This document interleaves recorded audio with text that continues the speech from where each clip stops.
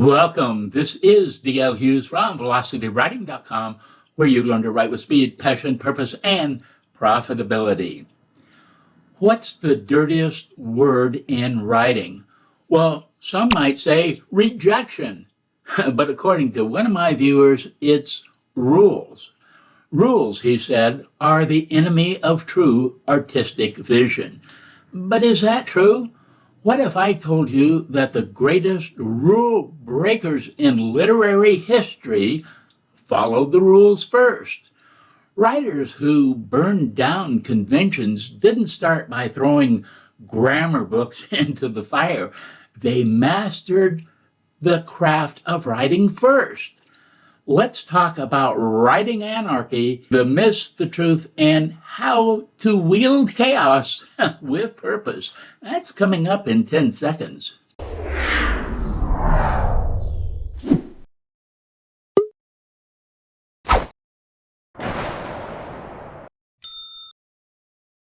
Thank you for being here. This is a provocative topic. If you gain value from the video, please like, subscribe, share, and comment.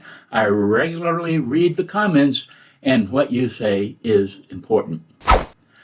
Are writing rules a dirty word?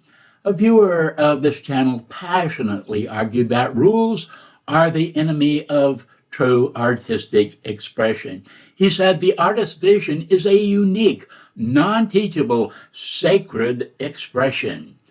He added, who is to say what is good or bad art? Who decides? Interesting thoughts. Let's dive in. Let's look first at Hunter S. Thompson, as a case history. He was one of the most iconic modern anarchist writers, and he didn't reject rules. In fact, he meticulously followed them, at least when he was learning his craft. Thompson famously retyped The Great Gatsby and other novels word for word. Mindless mimicry? Nah, hardly. Thompson did this to internalize what made those stories compelling. He knew you had to deeply understand the rules to be able to break them brilliantly. True anarchy in writing isn't about chaos. It's mastering the system so you can dismantle it with purpose. By understanding the mechanics of storytelling, Thompson developed the skills he needed to create Fear and Loathing in Las Vegas and pioneer what we today call gonzo journalism. And then there was Allen Ginsberg. Ginsberg's masterpiece of anarchist expression, Howl, didn't emerge from thin air. Ginsberg spent years studying poetic structure, grammar, and, all the rest. If you haven't read Howl, do it. Did you know that Jack Kerouac's spontaneous novel, On the Road, wouldn't have seen the light of day without Ginsberg? On the Road was not publishable, and Ginsberg did 3 years of rigorous editing of Kerouac's famous scroll. Ginsberg knew the rules, and he made On the Road fit to publish. Real artistic rebellion isn't rejecting rules entirely. It's subverting them to surprise and engage readers.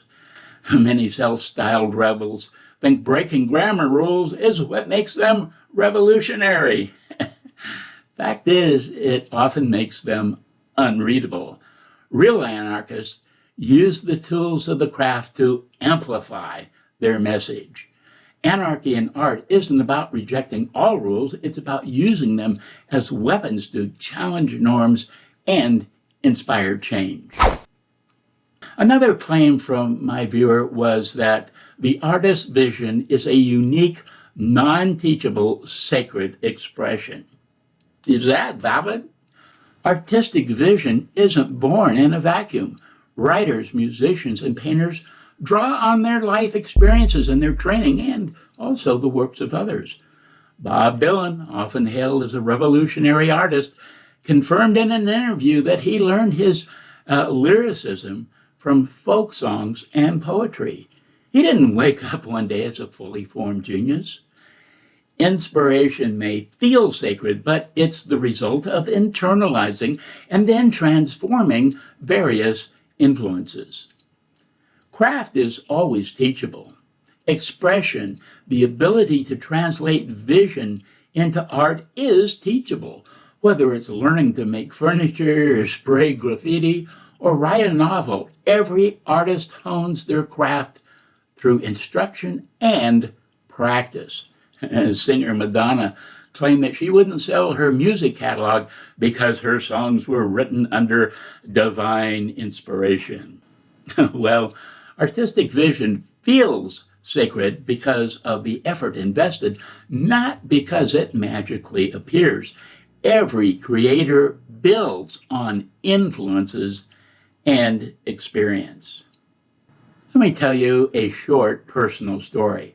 One of my lifelong friends was a well-known American Marxist. Mike and I were Cub Scouts and school friends growing up, and we were careful to stay in touch over the years. Yes, I believe in democracy and capitalism. I'm a political centrist. I'm a person of faith. But we were always close friends. Mike was an early member of the radical SDS, Students for Democratic Society, the Weather Underground. He was on the front lines of several fiery protests. Later, he wrote several influential books. He was a genuine anarchist. He was all about the revolution. Later, he became a professor at the University of California. What do you think he taught? Hands up, Marxism, class warfare, open borders, critical race theory? What do you think a dedicated Marxist would teach? Well, if you guessed that he taught writing, then you guessed correctly. He understood that genuine anarchists need to write well to get their message across. Writing is one place where they don't toss the rules. The third question from my viewer was, who is to say what is good or bad art? Who decides? Well, this one is simpler to answer. The value of art isn't determined by a single authority. It's decided by the marketplace, both the commercial marketplace and the marketplace of ideas. Successful revolutions transform personal ideas into universal truths that resonate widely with people. That applies widely whether it's a book, speech, or manifesto. Ultimately, good art is determined by impact. If it changes how people think or feel, it has succeeded.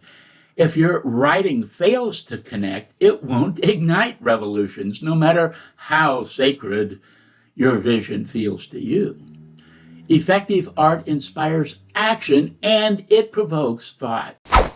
Rules are not the enemy. They are the arsenal. Don't let myths about rules or sacred inspiration hold you back. Here's a dose of reality. First, master the rules before breaking them. Study grammar, structure, and storytelling. You can't create meaningful chaos without first understanding order. Learn to transform ideas. Absorb influences, practice relentlessly, and let your creativity emerge through effort, not some alleged divine intervention. Then persuade with precision. Write to connect, not just rant. The marketplace of ideas demands clarity and actionable steps. Most importantly, write with intention. Writing isn't just an art or craft. It is a means of revolution. Aim your words at the heart of your audience, and you'll leave a lasting impact. Have a great writing day.